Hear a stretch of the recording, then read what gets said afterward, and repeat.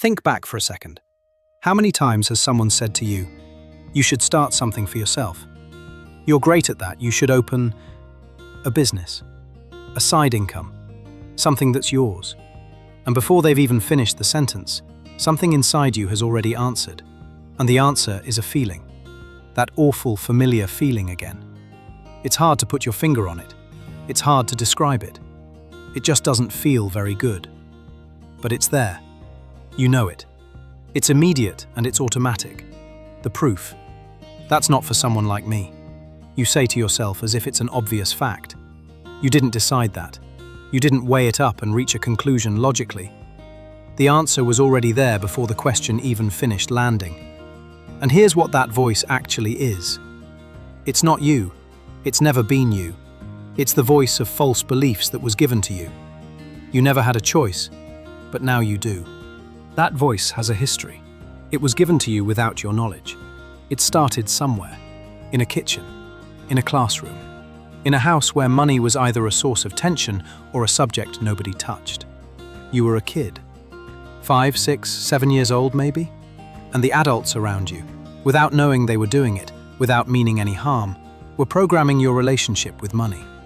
This didn't come from lectures or from lessons. It came through the atmosphere you grew up in, through the specific silence that arrived when certain topics came up, through the way the word rich and money got said, with just enough edge that you understood, without anyone explaining it, that wanting to be rich or have money was somehow suspicious, somehow wrong. Through phrases like, "We can't afford that," delivered so many times with such certainty that it stopped sounding like a temporary situation and started sounding like a law of nature. Money is the root of all evil. Another famous phrase that's probably familiar. Your nervous system filed all of it, accepted it as real, filed it under facts, just how life works. And it's been running those files ever since. That's the program running your life without you even knowing. Every time an opportunity shows up, every time someone says you should start something for yourself, that's not for someone like me. Already answered, already decided, before you've had a single conscious thought about it. Here's the thing about that voice that can be hard to grasp. The people it came from, your loved ones, your community, were running their own version of the same program. Your parents' relationship with money came from their parents, who got it from theirs. 3 or 4 generations of people, none of them sitting down and choosing this, none of them trying to pass anything harmful on, just absorbing what was in the atmosphere around them as a child and passing it forward as an adult to their children and community. The belief that money is always difficult, that getting ahead is for a certain type of person, not for the likes of you, that wanting more is greedy or naive or not really for people like us. Nobody chose any of that. Why would if they knew better? It just passed down, generation after generation, like a family habit nobody noticed they'd picked up.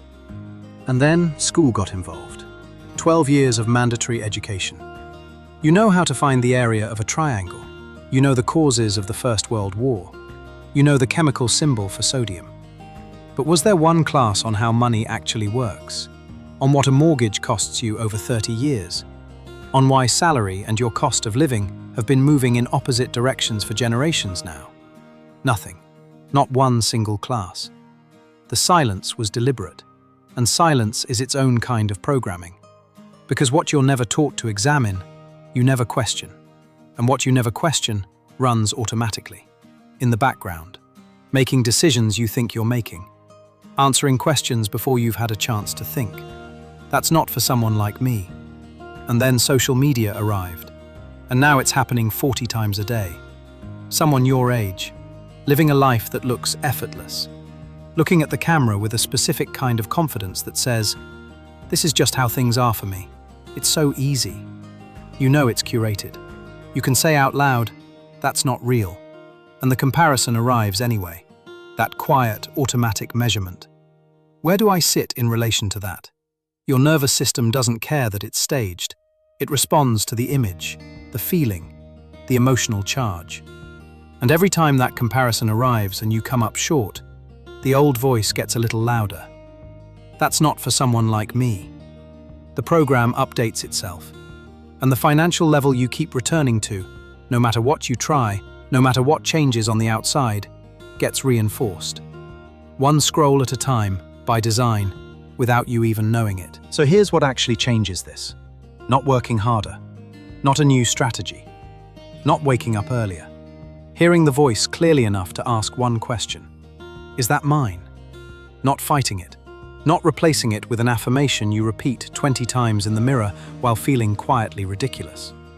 Just, is that actually mine? Do I really believe this? Is this that false belief again? Because the moment you can hear it as something that was given to you, rather than something that's true about you, its grip loosens.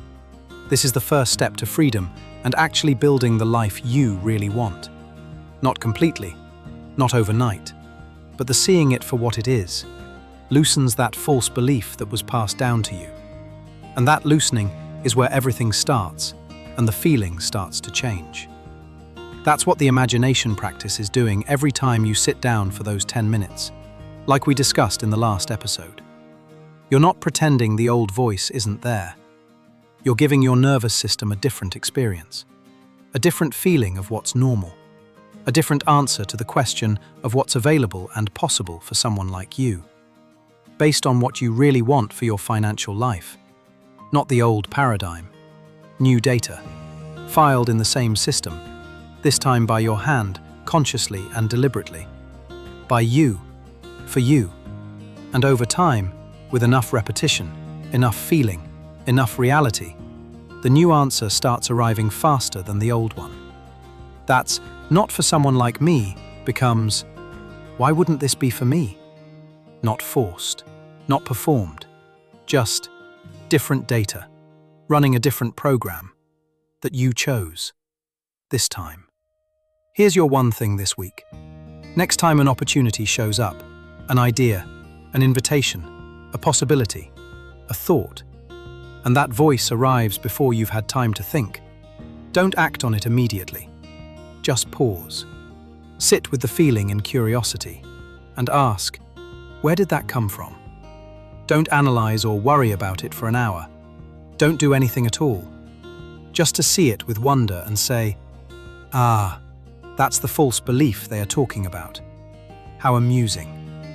Just notice that it arrived automatically before you made any decision, before you gave it any thought at all. To recognize it as a voice that was installed, not chosen. Because the moment you can see the program, understanding that it's that false implanted belief, you stop being its passenger. You start quarterbacking your own life, and you start being its author of your story. Enjoy the journey, and that's it for episode 4. Dehypnotizing yourself from false beliefs. Next week, episode 5. Now that you can see where the program came from, the question becomes, how do you actually think your way out of a system that was built before you could think? Built when you were a child? Maltz had a very specific answer to that. And it's not what you'd expect. See you then, and thank you for watching, and like and subscribe for more in this series. This is Gary's Money Mind.